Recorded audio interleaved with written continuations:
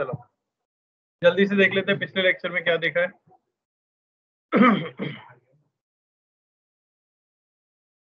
Types of nucleus देखे थे, उसके बाद देखा था रेडियस ऑफ न्यूक्लियस। ठीक है, रेडियस ऑफ न्यूक्लियस के बारे में हमें ये पता था कि वो मास नंबर के साथ रिलेटेड है।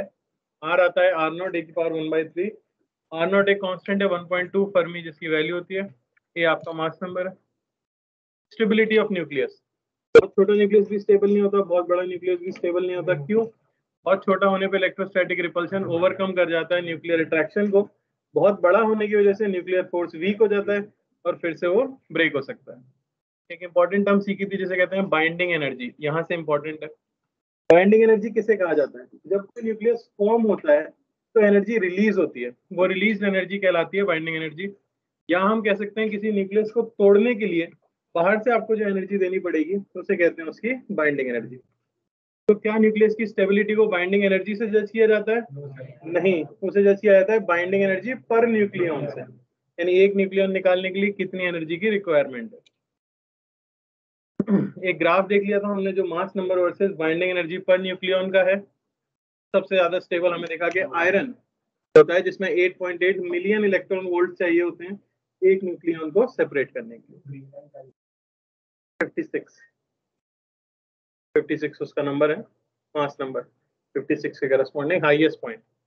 ग्राफ में नहीं दिख रहा है हाईएस्ट पॉइंट, अरे यार।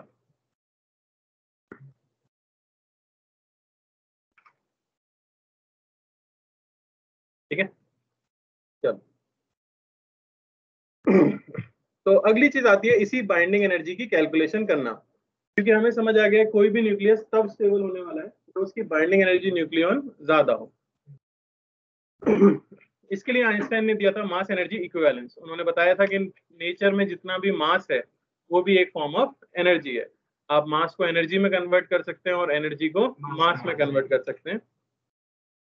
और इसके लिए जो रिलेशन दी गई थी वो दी गई E is equal to mc square, जहां C आपको पता है स्पीड ऑफ लाइट है, m है आपका मास जिसे आप एनर्जी में कन्वर्ट करना चाहते हो। तो ये है इक्विवेलेंट एनर्जी।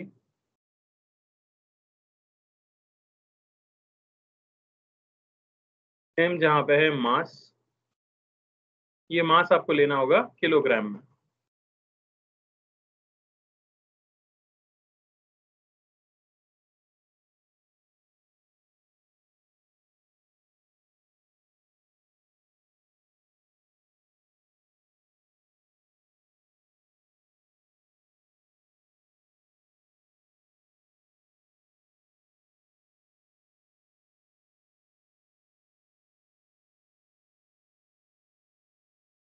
कोई दिक्कत?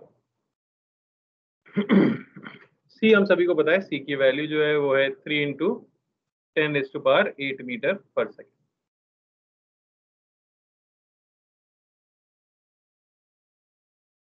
ठीक है, तो अब जनरली जो एटम की हम बात करते हैं, न्यूक्लियस की बात करते हैं, उसमें प्रोटॉन और न्यूट्रॉन है। उनका मास 1-2 किलो नहीं होता, तो बहुत कम मास होता है। तो जनरली उनका मास एटॉमिक मास यूनिट के अंदर दिया रहता है, एएमयू के अंदर। तो वही चीज लिख लो, 1 एटॉमिक मास यूनिट।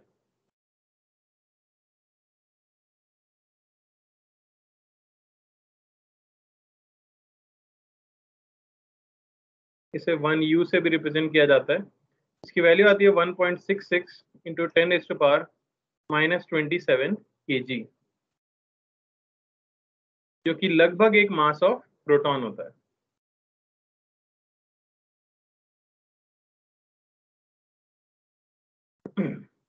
तो इसके करस्पॉन्डिंग अगर एनर्जी कैलकुलेट की जाए, if 1 AMU is converted into energy, तो आप क्या लिख सकते हो? E, ये सिंपली हो जाएगा मास 1.66 × 10⁻⁻27 kg इंटू C का स्क्वायर। इससे एनर्जी आपको किस में मिलेगी? जूल में। अब एनर्जी जनरली हम लोग डील किस में कर रहे हैं? इलेक्ट्रॉन वोल्ट में। तो अगर मैं इलेक्ट्रॉन वोल्ट में चाहता हूं तो एक E से मल्टीप्लाई कर देता हूं और एक E से डिवाइड कर देते हैं।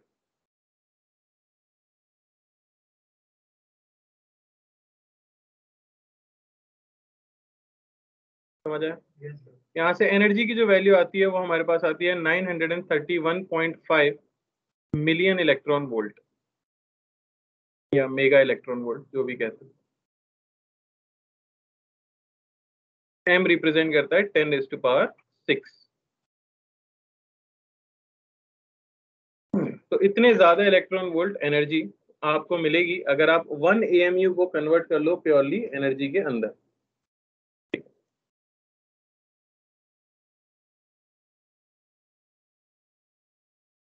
तो क्वेश्चन अगर मैं बोलूं, find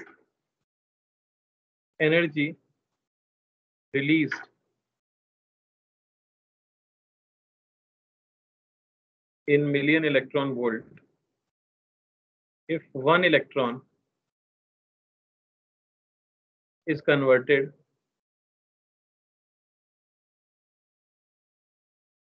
is completely converted into energy.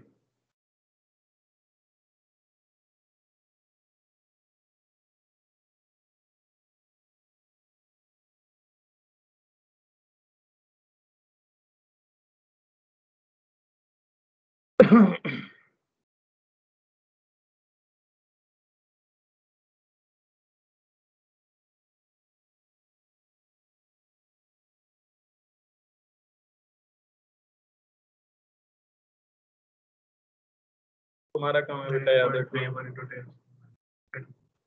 ये सब कौन बताएगा अगर अभी तक यही याद नहीं है तो? चार्ज और मास सबका याद होना चाहिए ना। केजी और ग्राम में कंफ्यूजन है। 4 मेगा इलेक्ट्रॉन वोल्ट बिल्कुल सही नहीं है।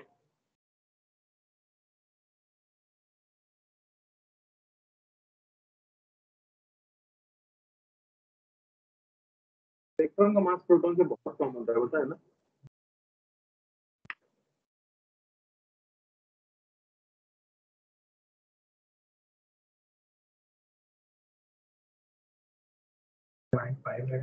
बिल्कुल सही।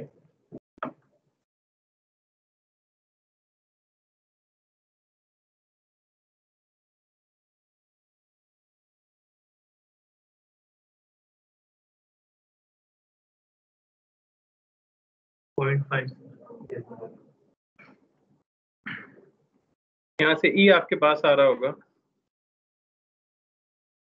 0.51 आया होगा शायद। ये भी रिजल्ट की तरह याद किया जाता है, आगे कैलकुलेशन में डायरेक्टली, है ना? क्योंकि बाकी सब का तो आप डायरेक्टली एएमयू में मास दिया रहेगा, इलेक्ट्रॉन का मास जनरली एएमयू में वो देते नहीं है। तो दिया हो तो अच्छी बात है, नहीं दिया हो तो 0.51 एनर्जी उसकी इक्विवेलेंट हम लोग याद रख सकते हैं। तो वैसा सोच के देखो कि जब कोई न्यूक्लियस फॉर्म होता होगा तो एनर्जी रिलीज होती है, हमसे बोला गया है ना? इसमें बोलूं बाइंडिंग एनर्जी।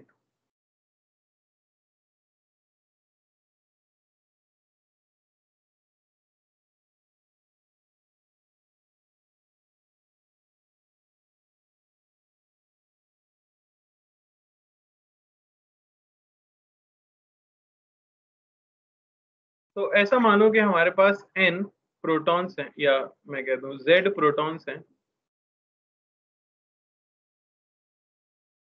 इनके साथ a minus z neutrons add होते हैं और मिलके एक न्यूक्लियस फॉर्म कर देते हैं Z A। इस न्यूक्लियस के अंदर Z प्रोटॉन्स है और A माइनस Z न्यूट्रॉन्स है। ये रिएक्शन होती होगी। अब यहां मान लेते हैं कि मास ऑफ प्रोटॉन जो था, अगर मैं यहाँ पे कहूँ रिएक्टेंट का मास, तो वो आप क्या कह सकते हो, Z times mass of proton plus A minus Z times mass of neutron. और यहीं पे अगर प्रोडक्ट का मास बोला जाए तो वो सिंपली हो जाएगा जैसे मेरे को दिया हुआ है मास ऑफ X। समझ आया? ये मान लो आपको दिया गया न्यूक्लियर मास।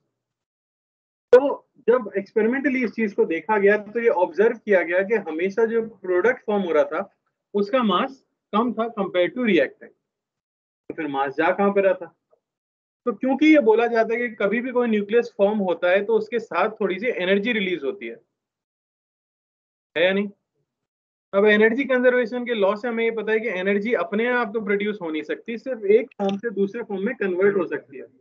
तो यहाँ जो मास का डिफेक्ट हमें दिखा, इनिशियली जो टोटल मास था और फाइनली जो प्रोडक्ट फॉर्म हुआ है उसका जो मास है, उनके मास में जो डिफरेंस है उसे कहा जाता है मास डिफेक्ट। और यही जो मास डिफेक्ट है, इतना मास कन्वर्ट हो जाता है किसमें? एनर्जी में। और वो जो एनर्जी रिलीज हुई है उसी को आप कहते हो बाइंडिंग एनर्जी। बात समझ आई? तो ऑब्जर्वेशन यहाँ पे लिख देता हूं मैं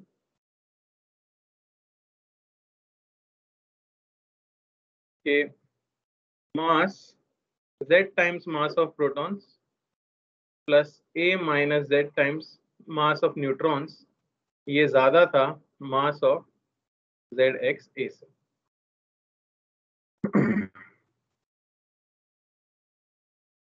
तो यहाँ पे मास डिफेक्ट अगर डिफाइन किया जाए,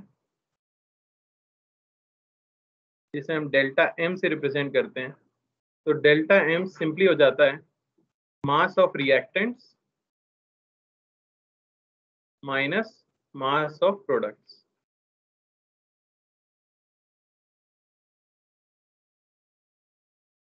और ये सिर्फ एक न्यूक्लियस के फॉर्मेशन के लिए नहीं है, कोई भी न्यूक्लियर रिएक्शन आपको दी जाएगी पूरे चैप्टर के अंदर, तो उसमें ये जो टर्म है मास डिफेक्ट, इसे एज इट इज यूज करना है।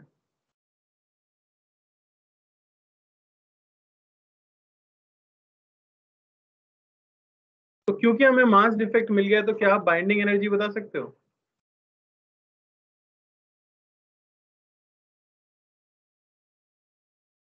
E, इसे सिंपली कह दिया जाता है डेल्टा m इंटू सी स्क्वायर, या E को कह दिया जाता है simply delta m into 931.5 million electron volt. तो सेकंड वाला हम लोग ज्यादा यूज करते हैं, क्योंकि क्या डिफरेंस है दोनों में? पहले वाले में तो मास आपको लेना पड़ेगा किस में? इन केजी में, जबकि सेकंड वाले में मास आप डायरेक्टली ले लोगे किसमें? एएमयू में। और जनरली हमें एएमयू में दिया रहता है, तो हम डायरेक्टली ये कैलकुलेशन यूज कर लेते हैं।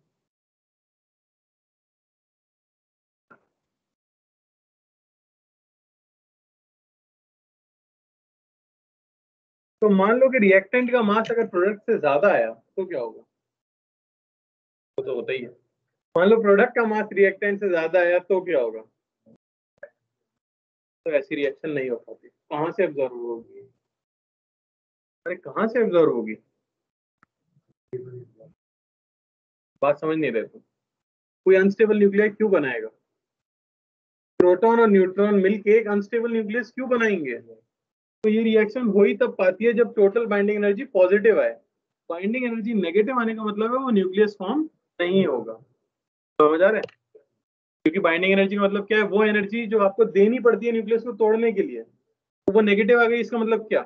वो एनर्जी जो आपको लेनी पड़ेगी न्यूक्लियस को तोड़ने के लिए, उसका कोई सेंस बनता है? वो न्यूक्लियस अपने आप टूट जाएगा। तो स्टेबल ही नहीं हुआ, ठीक है ना? तो लिख लो यहाँ पर, if binding energy for a nucleus is negative, ये इंप्लाई करता है न्यूक्लियस कैन नॉट फॉर्म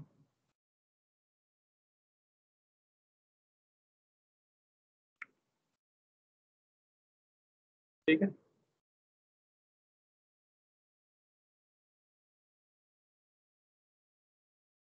आगे कुछ प्रॉब्लम्स हैं बाइंडिंग एनर्जी पे?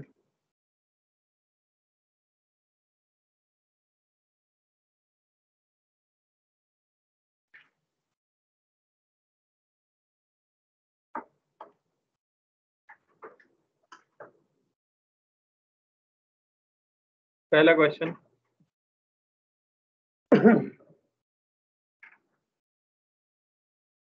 तो देख पा रहे हो कितना सुंदर डेटा, और अगर आप कैलकुलेशन से भागते हो तो ये चैप्टर में और कुछ है ही नहीं। तुम कुछ सोचो, डेल्टा एम सी स्क्वायर करना कोई बड़ी बात नहीं है, तो इससे कैलकुलेट जल्दी करना वो बड़ी बात है।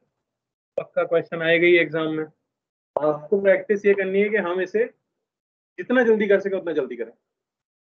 कोई हैवी कॉन्सेप्ट नहीं है इस चैप्टर में। बहुत ज्यादा करोगे तो गड़बड़ हो जाएगी, क्योंकि इसके जो ऑप्शन रहेंगे वो भी अप्रोक्सीमेटली आसपास ही रहेंगे।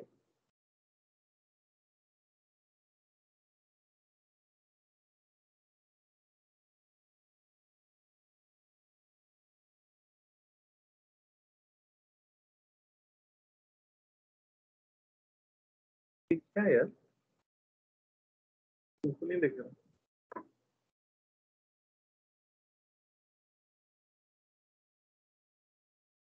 स्क्रीन पे एक पिक्सल डेड हो चुका है। सच में वो ब्लिंक कर रहा है। कैसे कैसे हो गया? यहाँ पे दिख रहा है कुछ? अरे यार ये तो 007 है तो। अरे यार सही में खराब हो गया।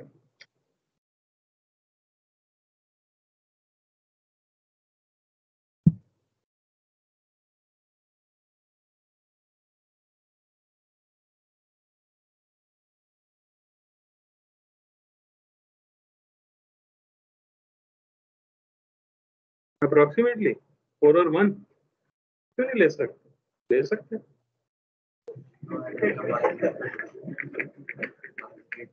आंसर सही नहीं आएगा, ले तो सकते ही। चलो देखते हैं।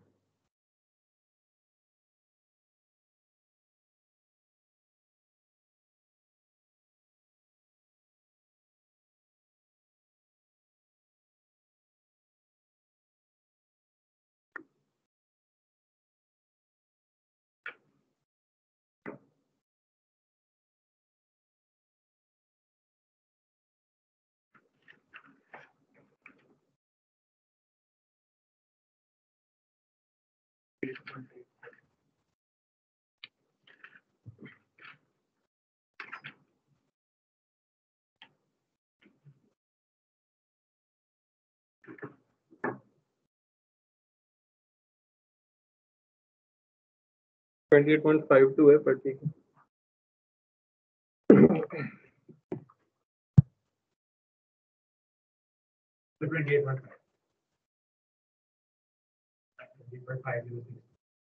अरे बाप रे बाप,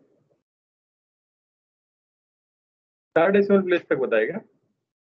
कैलकुलेटर है तुम्हारे पास?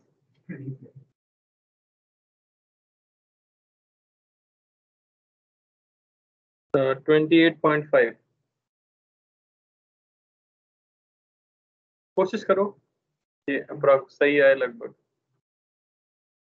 1.5 मिलियन इलेक्ट्रॉन वोल्ट का अंतर आ रहा है ना, बहुत होता है। तो इसमें क्या होगा, 2 प्रोटॉन मिलेंगे 2 न्यूट्रॉन के साथ और मिलके एक 2He4 यानी कि अल्फा पार्टिकल बना लेंगे। तो बस बाइंडिंग एनर्जी जो आ जाएगी आपकी तो हो जाएगी 2 टाइम्स मास ऑफ प्रोटॉन, जो कि आपको दिया गया है 1.007277 plus 2 times mass of neutron, जो कि है 1.008665 माइनस मास ऑफ हीलियम, जो कि है 4.001265। ये मैंने AMU में ले लिया है, इंटू 931.5 मिलियन इलेक्ट्रॉन वोल्ट। यहाँ से बाइंडिंग एनर्जी अगर आपकी कैलकुलेशन अच्छी है मेरी तरह, 28.5 मिलियन इलेक्ट्रॉन।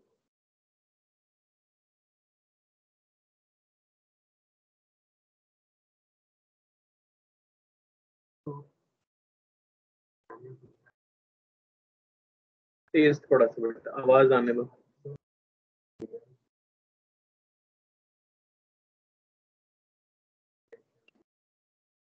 उल्टा रिएक्शन ले लूं?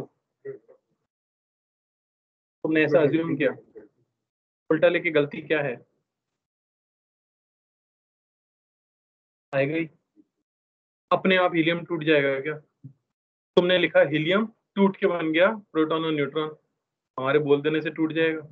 यहाँ पे एनर्जी देनी पड़ेगी ना, वो रिएक्शन होती है और उसके लिए होता है 2He4 प्लस बाइंडिंग एनर्जी, वो मिलके देता है 2 प्रोटॉन प्लस 2 न्यूट्रॉन।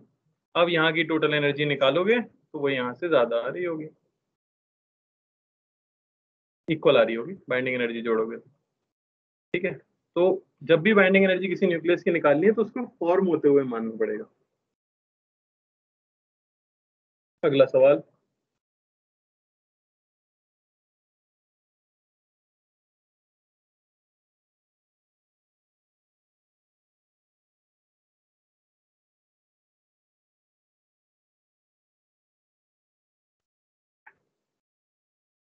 तो सॉल्यूशन होता है इसका, पिक्सल मर जाए स्क्रीन पे तो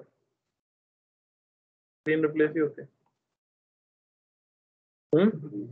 अरे नहीं यार, मरे हुए लोग रिस्टार्ट करने से क्या है यार, नहीं पता तो बोलो नहीं पता। तो भारत में एक ही सॉल्यूशन है लोगों के पास, रीस्टार्ट कर दो या स्विच बंद करके चालू कर लो, सही हो जाएगा।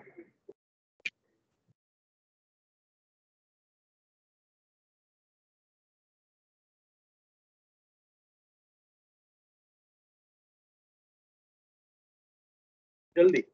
तुम ये तो समझ गए हो कि कुछ नहीं है कॉन्सेप्ट, कैलकुलेशन है, वही तुम्हें करनी है।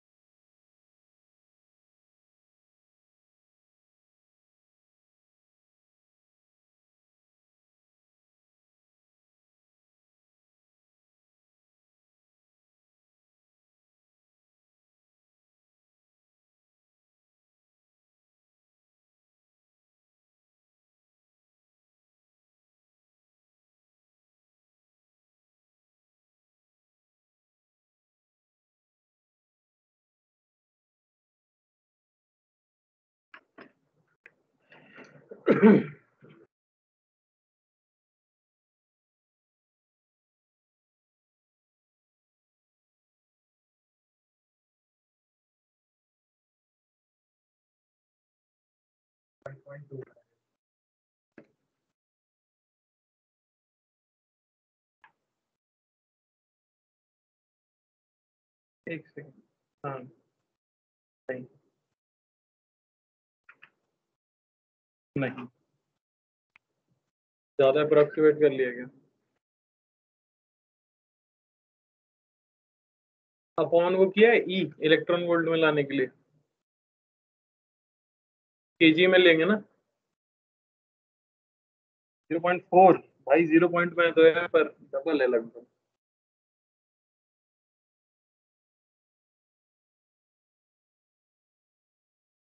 एक ही फॉर्मूला है, ज्यादा सोचने की जरूरत ही नहीं है।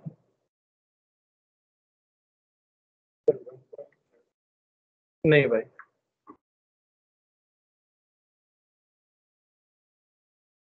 अरे चला गया, जिंदा हो सकता, बेहोश हुआ होगा, मरा नहीं।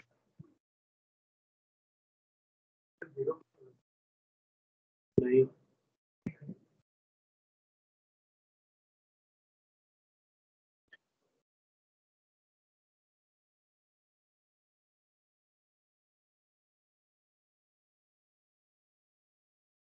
बोलो बोलो। 12 पॉइंट, 1.12, 1.21 नहीं।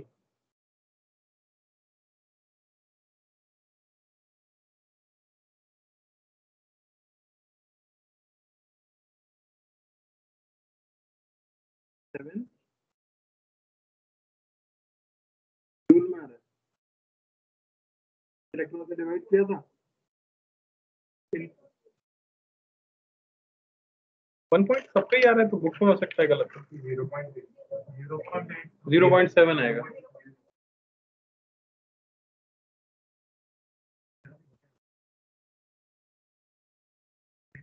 क्या हो रहा है भाई, अजीब खराब हो गया। 0.73 मेगा इलेक्ट्रॉन वोल्ट। बिल्कुल सही है।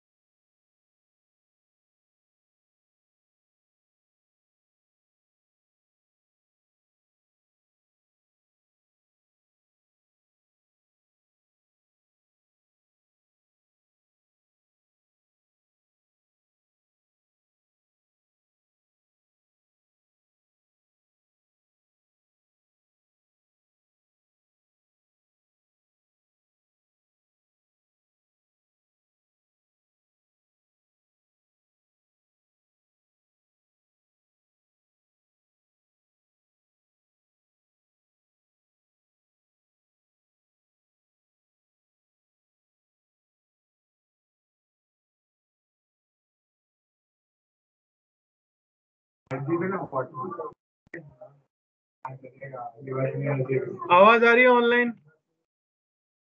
हेलो। Yes sir. चलिए, एनर्जी जो हमें लिखनी है वो आ जाएगी हमारे पास क्लियरली। बात मत करो। न्यूट्रॉन का मास क्या दिया गया है? कहाँ गया? 1.6747 into 10 raised to power minus 27 minus mass of proton 1.6725 into 10 raised to power minus 27 minus mass of electron 9 minus 31 समझ आया? इंटू सी स्क्वायर। तो आप कर सकते हो सीधे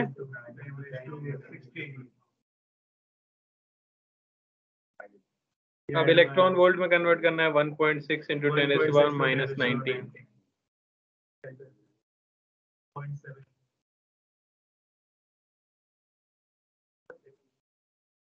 हमारा तो 0.3 बुक में है तो हम वही लिखेंगे और 0.79 आ रहा है तो आप 0.8 लिखोगे। अगर ऑप्शंस हैं सबसे अप्रोक्सीमेट मानना है तो 0.8 होगा। अगर इंटीजर टाइप है तो उसमें 0.79 ही फिल करना।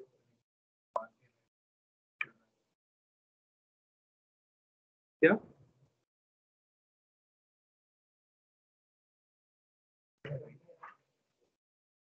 0.79 आ रहा है, हो सकता है बुक में गलत है, जो भी है ना, मैं तो 0.7 लिख के छोड़ दिया, 0.8 के करीब कर सकते हो, तो फिर सही होगा बुक। घर जाके अपने सुपर कंप्यूटर में डाल के और फिर देख लेना क्या आंसर। चलो अगला क्वेश्चन करो फटाफट।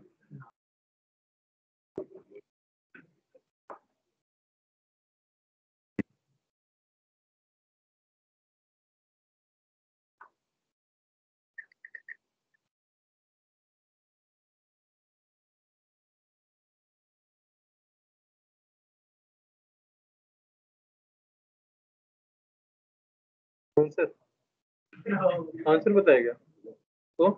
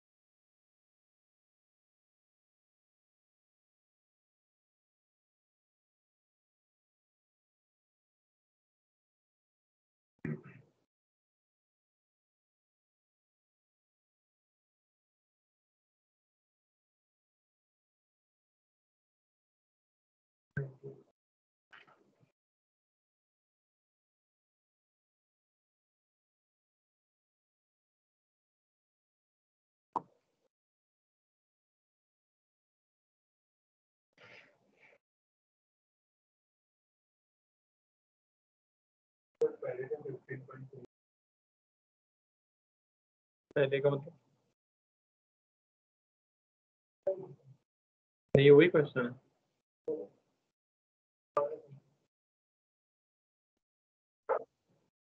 वो कर दिया,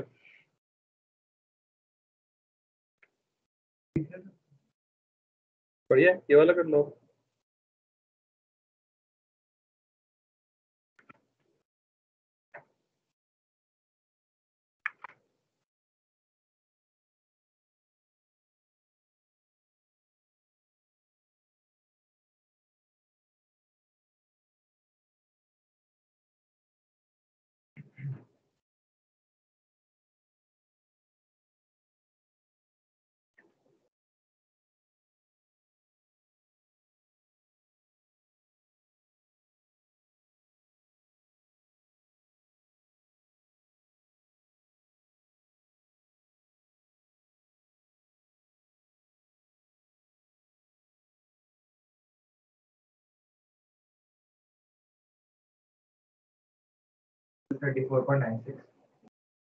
बिल्कुल सही है, दोनों डेसिमल प्लेस तक सही है।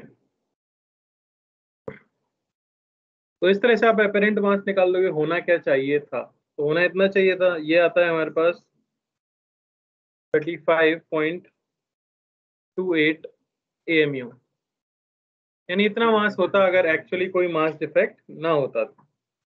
अब उन्होंने आपको बताया बाइंडिंग एनर्जी दी गई है, उससे आप क्या निकाल सकते हो, डेल्टा एम की वैल्यू निकाल सकते हो। बाइंडिंग एनर्जी ये हो जाती है delta M into 931.5 million electron volt. ये आपको दे दी गई है 298 मिलियन इलेक्ट्रॉन वोल्ट। यहाँ से डेल्टा एम अगर कैलकुलेट किया जाएगा जो कि एएमयू में आएगा, वो आएगा 0.32। समझ आया? तो मास क्या रहा होगा न्यूक्लियस का, इसमें से कम कर देना चाहिए क्योंकि इतनी तो बाइंडिंग एनर्जी में चला गया है। हो जाएगा 35.28 माइनस 0.32 यानी कि 34.96 एएमयू। कोई समस्या?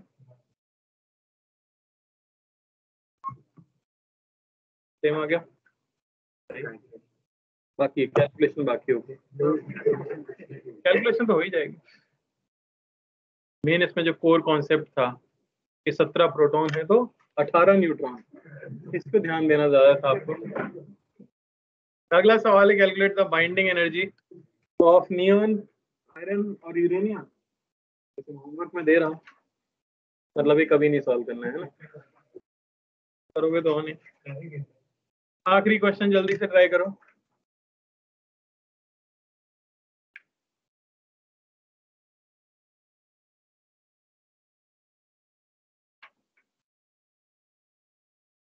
ठीक है यार, डेटा तो दिया ही नहीं है। अच्छा डेल्टा एम तो दिया ही है ना।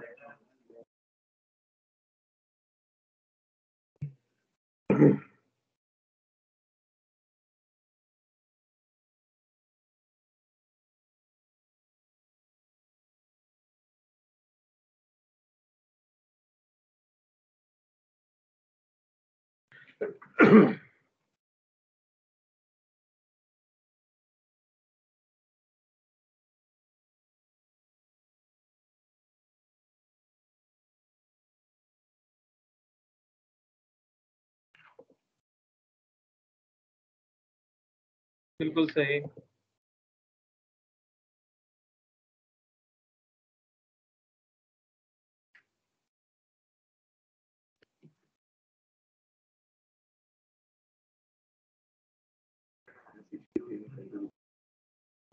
बिल्कुल में ही आएगा।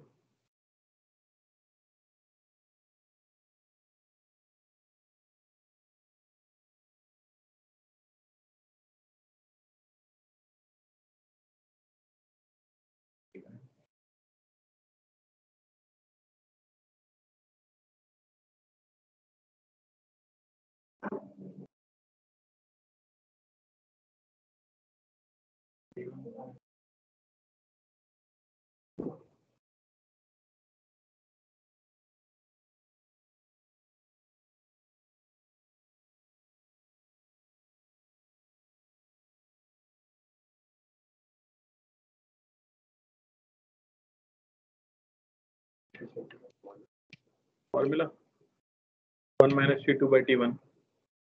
T2 है जिसपे सिंक का टेम्परेचर, T1 है सोर्स का टेम्परेचर। वो नहीं यूज करना डायनेमिक्स में। तो क्या यूज करोगे एफिशिएंसी के लिए, work done upon energy supply, वो भी थर्मोडायनेमिक्स का फॉर्मूला। तो कौन सा फॉर्मूला यूज करेंगे, परसेंटेज निकालना है, 5% एनर्जी निकालनी है बस। समझ आ रहा है? कोई फॉर्मूला नहीं है भाई। क्या हो जाएगा हमारे पास, एनर्जी जो आपको मिलेगी ई डैश हो जाएगी 5% यानी 0.05 इंटू 63 इंटू 10 जूल। आपको चाहिए किलोवाट आवर में, तो आप डिवाइड कर दोगे 36 इंटू,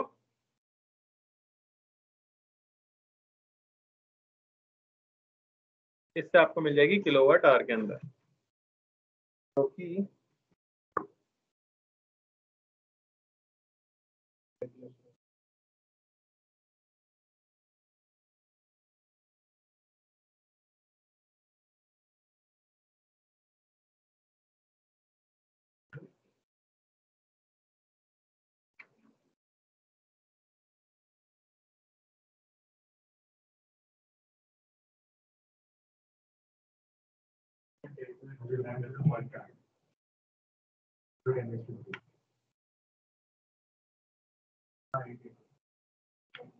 8.75 किलोवाट आवर। ठीक है, सिंपल सा टॉपिक है कैलकुलस। आ जाते हैं अगले टॉपिक के ऊपर। अभी तक हमने क्या पढ़ा है? न्यूक्लियस। टॉपिक याद रखना, न्यूक्लियस खत्म हो गया। अब हम आ रहे हैं रेडियो एक्टिविटी पे। क्या था रेडियो एक्टिविटी? कोई भी हैवी न्यूक्लियस बहुत ज्यादा अनस्टेबल हो जाता है। जब उसके न्यूक्लियर फोर्सेस इलेक्ट्रोस्टैटिक फोर्सेस को बैलेंस नहीं कर पाते हैं, तो स्टेबिलिटी अचीव करने के लिए हैवी न्यूक्लियस अपने आप डिसइंटीग्रेट हो जाता है, यानी टूट जाता है स्मॉलर न्यूक्लियर में या रिलेटिवली स्टेबल न्यूक्लियर में। टूटने के बाद जो उसने न्यूक्लियर बनाया है, जरूरी नहीं वो स्टेबल हो, लेकिन वो पिछले वाले से जरूर स्टेबल होगा। वो खुद भी टूट के आगे और सीरीज को बढ़ा सकता है, पर मेन चीज हमें याद क्या रखनी है कि कोई भी अनस्टेबल न्यूक्लियस जब डिके होगा, डिसइंटीग्रेट होगा, तो वो उसके कंपैरिजन में ज्यादा स्टेबल न्यूक्लियस फॉर्म करेगा। तो ये जो अपने आप कोई न्यूक्लियस ब्रेक होता है, इस फिनोमेना को हम कहते हैं रेडियो एक्टिविटी। देख लीजिए, तो when a heavy nucleus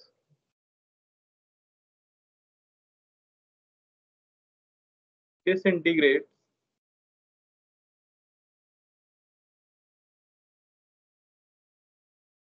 in a smaller relatively stable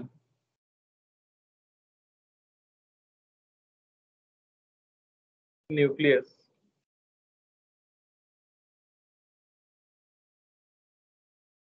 the phenomena is called radioactivity.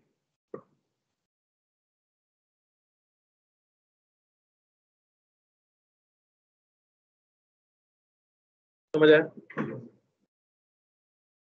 तो जैसे हमारे पास कोई न्यूक्लियस होगा X, जो कि ब्रेक होकर बना देगा कोई न्यूक्लियस Y, प्लस यहाँ पे आपको मिल सकती है एनर्जी या फिर पार्टिकल्स, कुछ भी मिल सकते हैं। अलग अलग केसेस में अलग अलग चीजें हमें मिलती हैं।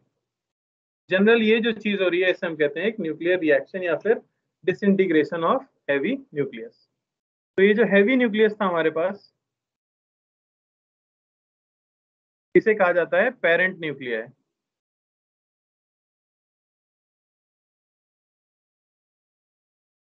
और ये जो कंपैरेटिवली लाइटर न्यूक्लियर बना है, इसे कहा जाता है डॉटर न्यूक्लियर।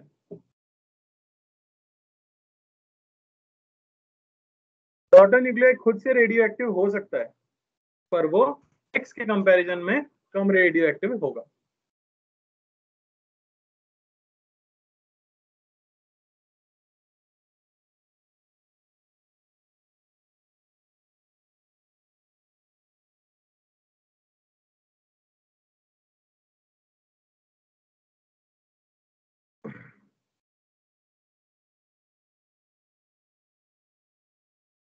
तो क्योंकि Y वापस से डिसइंटीग्रेट कर कर एक नया न्यूक्लियस फॉर्म कर सकता है, इसीलिए इसे क्या कहते हैं?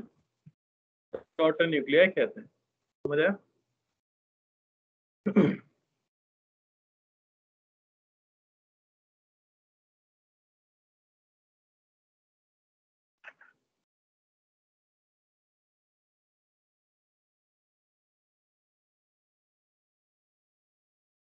कोई दिक्कत? अब हमें किसी सैंपल की रेडियो एक्टिविटी जो मेजर करनी होती है, उसके लिए यूनिट बनानी थी। तो लिख लो यहाँ पर, रेडियो एक्टिविटी is measured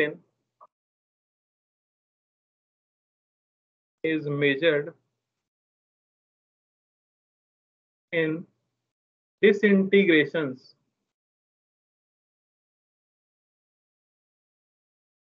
पर सेकेंड। एक सेकेंड में कितने न्यूक्लियाई ब्रेक हो गए, डिसइंटीग्रेट हो गए, उससे आप इसे मेजर करते हो। तो एक साइंटिस्ट के नाम पर इसकी यूनिट बनाई गई।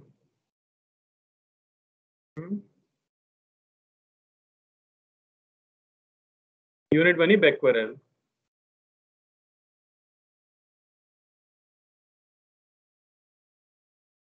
तो 1 बेक्वेरेल ये इक्वल होता है 1 डिसइंटीग्रेशन पर सेकेंड। यानी एक सेकेंड में अगर एक न्यूक्लियर ब्रेक होता है, तो हम 1 बेक्वेरेल कहते हैं रेडियो एक्टिविटी की यूनिट। समझ आया? अब क्योंकि एक न्यूक्लियस टूटे इसकी संभावना बहुत ही कम होती है, सैंपल के अंदर ढेर सारे न्यूक्लियस क्या हो रहे होते हैं, ब्रेक, ढेर सारे। तो बैक्वेरल बहुत ही छोटी यूनिट है, तो या तो आप मेगा बैक्वेरल में मेजर करते हो या गीगा बैक्वेरल में यूज करते हो, या फिर और भी वैज्ञानिक थे जिन्होंने इस पे काम किया था। एक थे क्यूरी, 1 CI, ये इक्वल हो जाता है 3.7 इंटू 10⁻10 डिसइंटीग्रेशन पर सेकेंड। तो अगर इतने डिसइंटीग्रेशन हो रहे हैं तो उसे सीधे आप क्यूरी में मेजर कर सकते हो।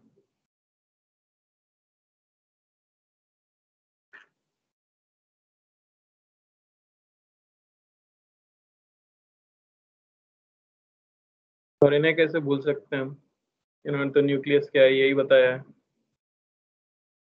ये थोड़ा अच्छा डेटा है, 10⁻6। बेसिकली क्यूरी जो था वो एक क्यूरी जो, नहीं मैं कुछ और कहना चाह रहा हूँ, ये तो मैं भी समझ गया। पर उन्होंने रेडियम के लिए जो 1 सेकंड में डिसइंटीग्रेशन आए थे वो आए थे 3.7 इंटू 10⁻10। तो क्योंकि वो रेडियम रेडियम खेलते हुए शहीद हुए थे, इसलिए उसी के नाम पे इनकी यूनिट बना दी गई है, उसी के डिसइंटीग्रेशन को लेते हुए, याद रखना।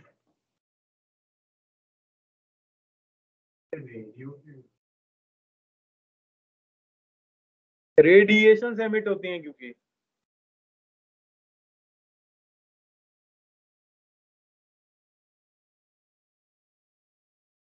चलिए आगे लिख लो,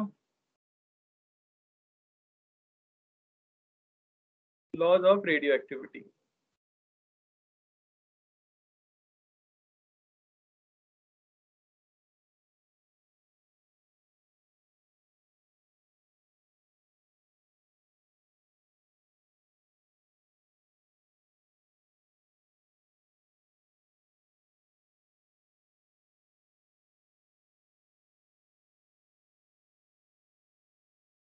तो पहली चीज है कि रेडियो एक्टिविटी एक न्यूक्लियर प्रोसेस है, उसे एटम में क्या हो रहा है इससे कुछ लेना देना नहीं होता, यानी इलेक्ट्रॉन्स का इसमें कोई रोल नहीं है। रेडियो एक्टिविटी जो है प्योरली किस पे डिपेंड कर रही है, न्यूक्लियस के ऊपर। उस समय वो एटम किसी प्रोसेस में इन्वॉल्व है या नहीं है, कोई केमिकल रिएक्शन हो रही है या नहीं हो रही है, उससे सिर्फ मतलब नहीं है। अगर न्यूक्लियस अनस्टेबल है तो वो रेडियो एक्टिविटी शो करेगा। देख लो, it is purely a it is purely a nuclear process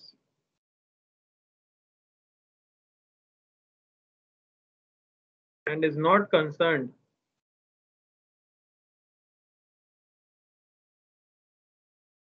about rest of the atom.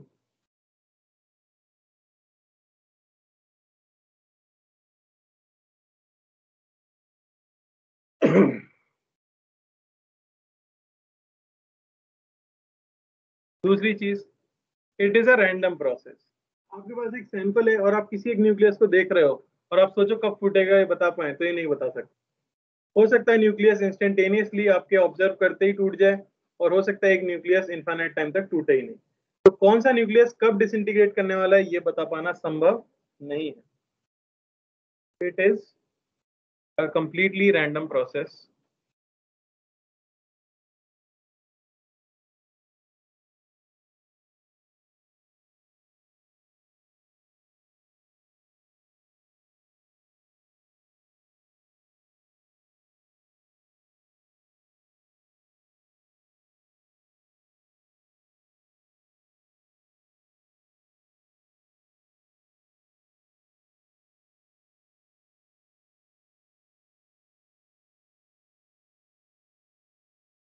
हम क्या निकाल पाते हैं, सिर्फ प्रोबेबिलिटी, संभावना।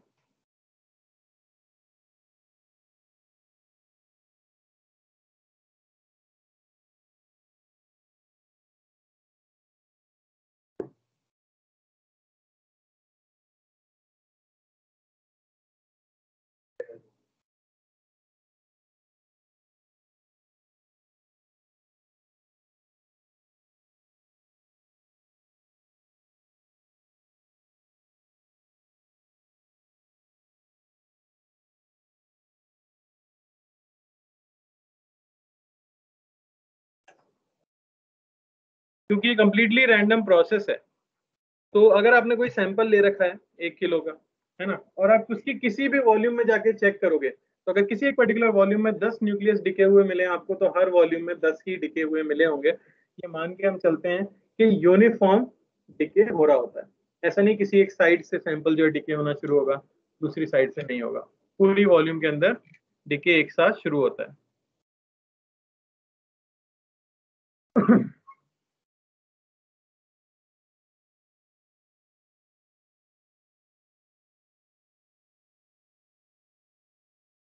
तो इसी को स्टडी करने के लिए दिया गया डिके लॉ। केमिस्ट्री याद आ गई? बताओ क्या है law? Activity of a sample is directly proportional to the number of active nuclei in it.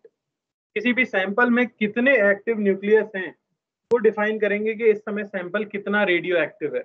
Sample की रेडियो एक्टिविटी को एक्टिविटी भी कह दिया जाता है। तो कोई सैंपल अगर ज्यादा एक्टिव है तो उसकी एक्टिविटी क्या होगी? ज्यादा होगी। ठीक है, लिख लो यहाँ पर। द एक्टिविटी सिंबल हम यूज करते हैं A of a sample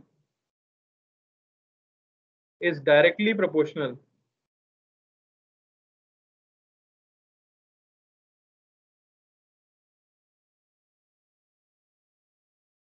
to the number of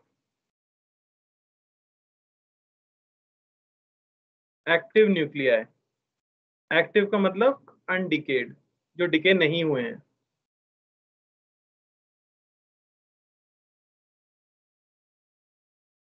in the sample,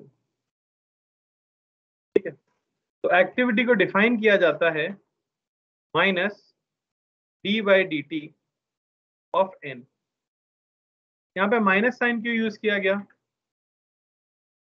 क्योंकि एक्टिविटी हमेशा पॉजिटिव बतानी होती है आपको।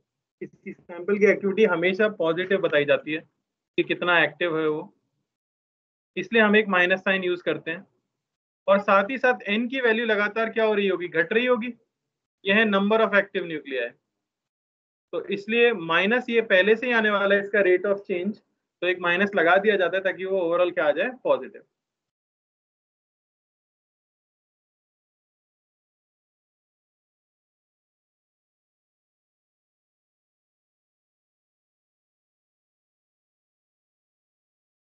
कोई समस्या?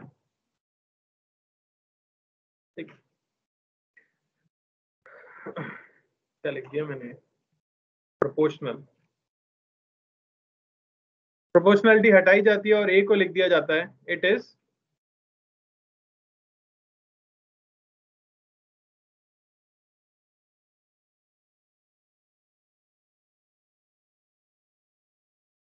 नहीं, यही तो होती है एक्टिविटी। एक्टिविटी प्रोपोर्शनल आई है किसके? हमारे पास एन के साथ। समझ आ रहा है? प्रोपोर्शनलिटी हटा के ए को लिख दिया जाता है क्या? Lambda N.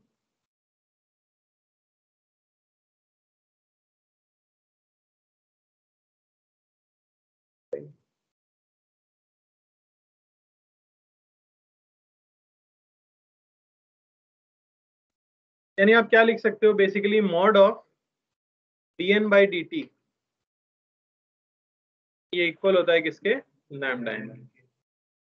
कोई दिक्कत इसमें?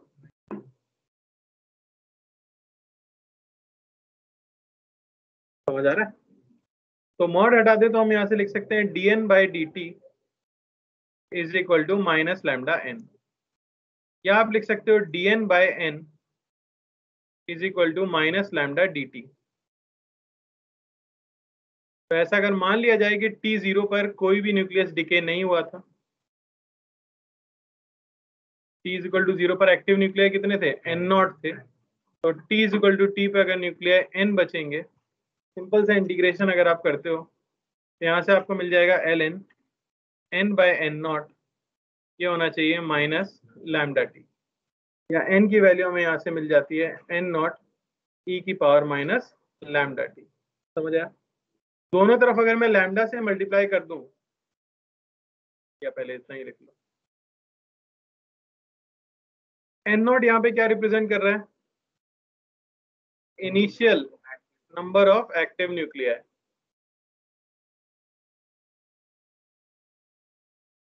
लैम्डा यहाँ कहा जाता है डिके कांस्टेंट।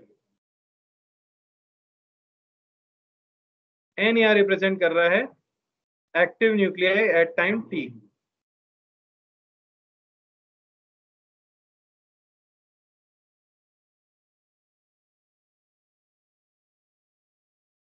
इक्वेशन के दोनों तरफ अगर लैम्डा से मल्टीप्लाई करते हैं तो मिलेगा lambda N is equal to lambda N naught e की पावर माइनस लैम्डा टी। और लैम्डा इंटू एन क्या होता है?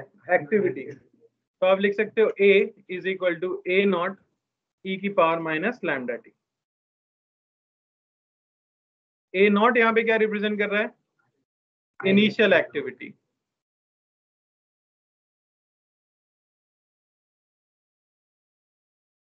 और ये है activity eight time T.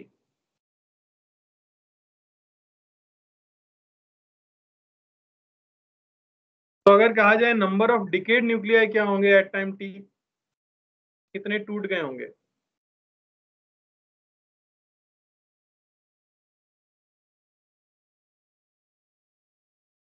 N dash को आप बता सकते हो simply N not minus N, जितने एक्टिव बचे माइनस जितने इनिशियली थे। एन डैश की वैल्यू आपको मिल जाती है एन नॉट 1 माइनस ई की पावर माइनस लैम्डा टी।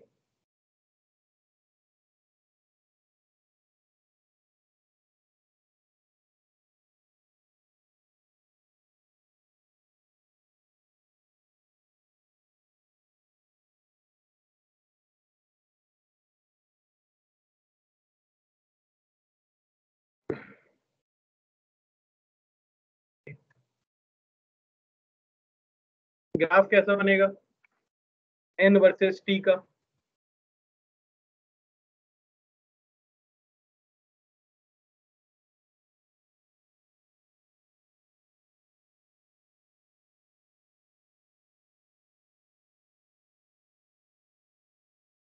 यही होगा डिस्चार्जिंग ऑफ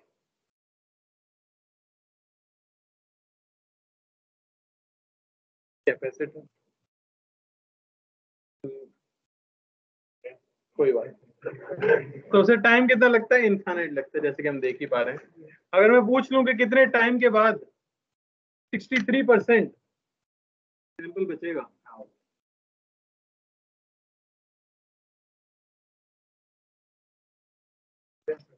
समझ आया? कोई दिक्कत? अगली चीज होती है हाफ लाइफ ऑफ सैंपल।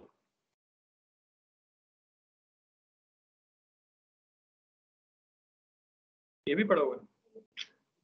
मेरा तो सारा पढ़ानी वेस्ट हुआ जा रहा है, सब कुछ तो पढ़ा ही हुआ है। तो किसी भी रेडियो एक्टिव सैंपल को आधा रह जाने में जो टाइम लगता है उसे हम क्या कहते हैं? Half life. तो टाइम इन विच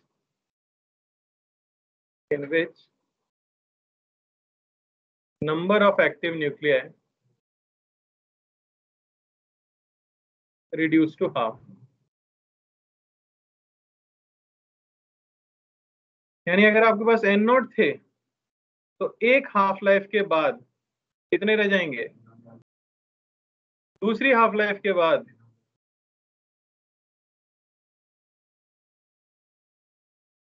समझ आ रहा है? आधा होता जाता है। तो वो निकालना बड़ा ही आसान है। हमें इक्वेशन पता है, एन होता है एन नॉट ई की power minus lambda t. N क्या हो जाना चाहिए? N naught by two is equal to N naught e की power minus lambda t. Cut गया, एल एन ले लो, वहां से लैम्डा की वहां से टी हाफ की जो वैल्यू आपको मिलती है वो मिलती है L N two by lambda या 0.693 बाय लैम्डा। क्या टी हाफ डिपेंड करता है कि कितने एक्टिव न्यूक्लियाई बचे हैं? एक कांस्टेंट रहता है फॉर अ सैंपल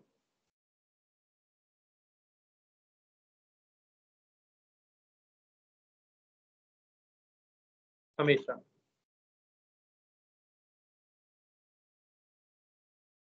तो क्या हाफ लाइफ के बाद कितने एक्टिव न्यूक्लियाई बचेंगे ये मैं बता सकता हूँ एन हाफ लाइफ के बाद? बोलो। Number of active nuclei after N half life.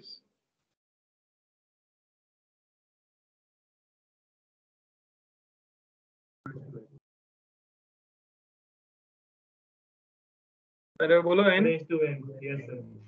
अरे समझ आ रहा है कि नहीं? या इसी को क्या मैं कह सकता हूँ n नॉट 1/2 की power t by t half. नहीं नहीं समझ आया क्या हुआ? नंबर ऑफ हाफ लाइफ कैसे निकालेंगे? कितनी हाफ लाइफ हो गई है ये आप कैसे निकाल सकते हो? कितना टाइम बीता है? अरे समझ आ रहा है? कितना टाइम बीता है और उसमें एक हाफ लाइफ का टाइम कितना है, यानी t बाई टी हाफ। अरे यही तो बताएगा।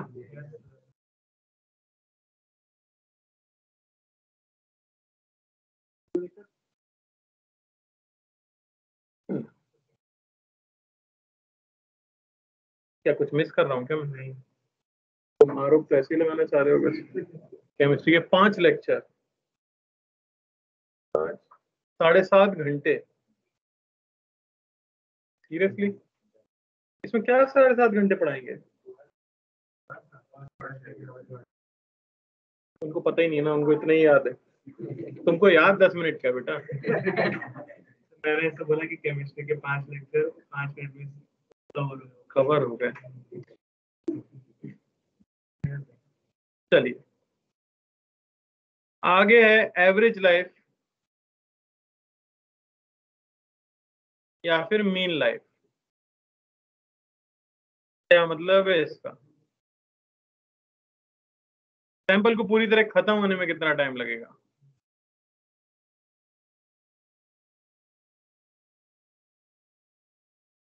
लिख लें यहाँ पे इनफाइनाइट। आज तक किसी चीज का आंसर इनफाइनाइट आया है? नहीं। फिर क्यों बोलते हो बार बार? ठीक है। Time in which sample is completely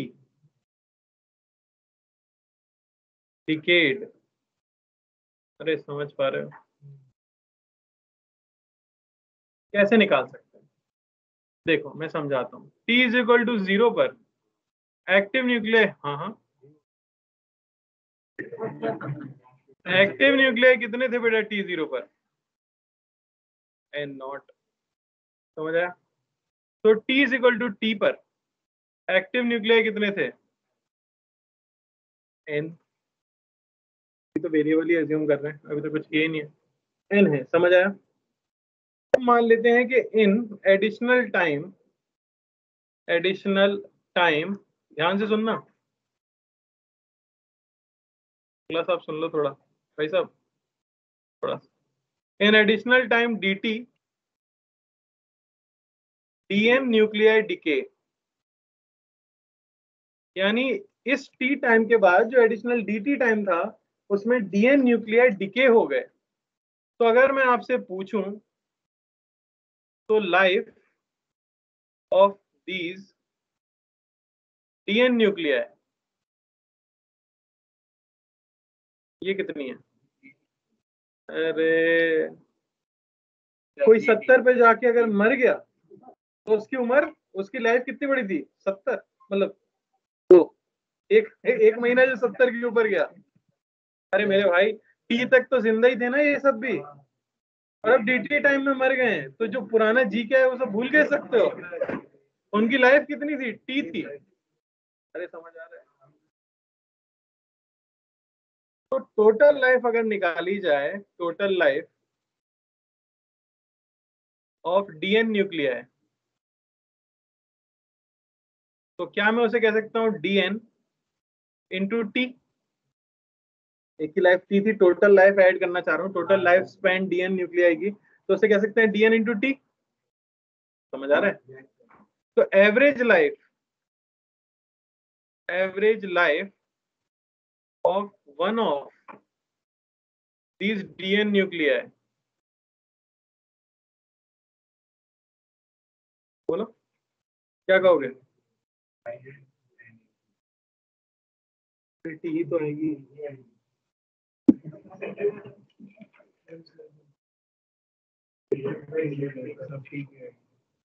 समझ गया।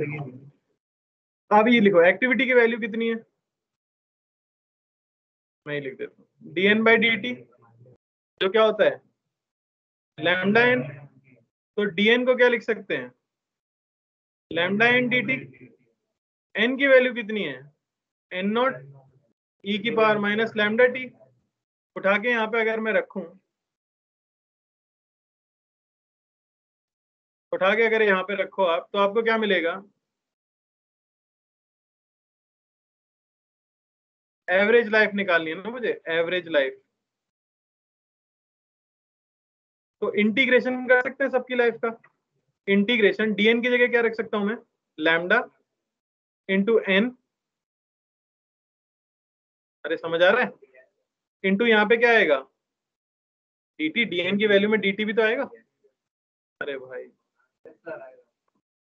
समझ आ रहा है, upon total number of nuclei. वो कैसे निकलेंगे, इंटीग्रेशन ऑफ dn, dn का इंटीग्रेशन मतलब dn की वैल्यू पुट करो, क्या है लैम्डा n नॉट, समझ आया, एक t यहाँ पे रह गया।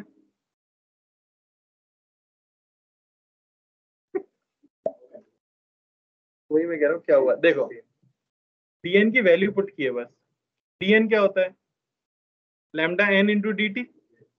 n क्या होता है, n नॉट e की पावर माइनस लैम्डा टी। तो dn की वैल्यू क्या हो गई, लैम्डा n नॉट e की power minus lambda T into D T. अब टाइम कितना लगता है सारे न्यूक्लियाई को डिके होने में, इनफाइनाइट। तो जीरो से लेके इसी को इंटीग्रेट करेंगे इन्फिनिटी तक। अरे बोलो ना, बताओ क्या आएगा।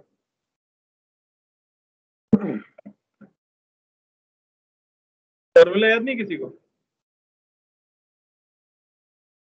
इंटीग्रेट करो पर क्या आ रहा है देखो एक बार।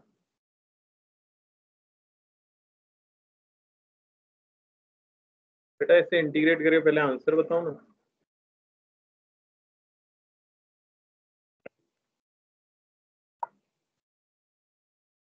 अच्छा नीचे तो एन नॉट ही आ जाएगा कि नहीं आ जाएगा, अरे टोटल न्यूक्लियाई तो लिखने हैं नीचे,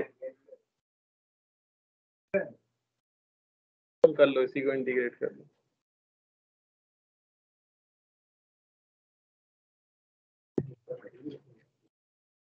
क्या कर रहे हो,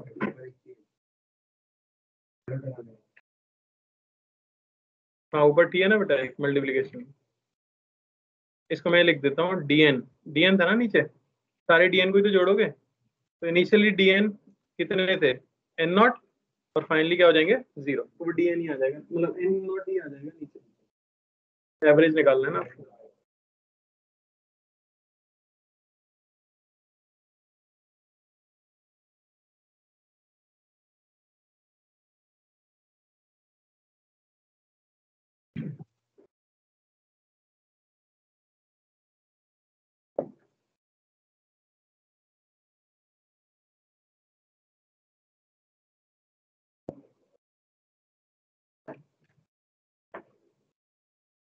कौन सी टेक्निक यूज करोगे,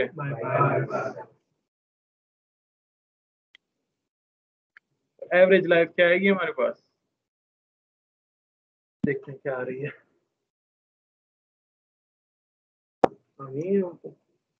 1/λ एवरेज लाइफ लिखा क्या, ये लिखी है जितने भी न्यूक्लियस, देखो एक न्यूक्लियस जो इन्फिनाइट टाइम तक जिंदा रहा उसका जीवन कितना बड़ा था, एक न्यूक्लियस जो 1 सेकंड में मर गया उसका जीवन कितना था, एक जो 2 सेकंड में मरा, एक 3 सेकंड में मरा होगा।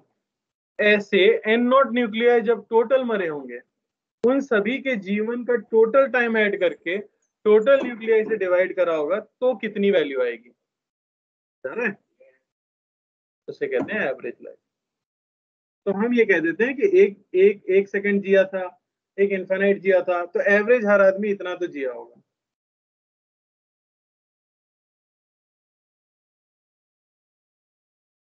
कोई दिक्कत,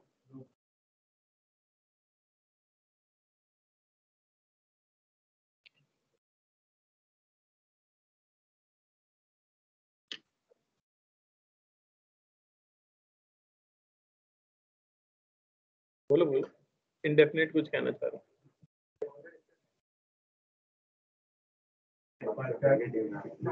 चलो भाई धन्यवाद।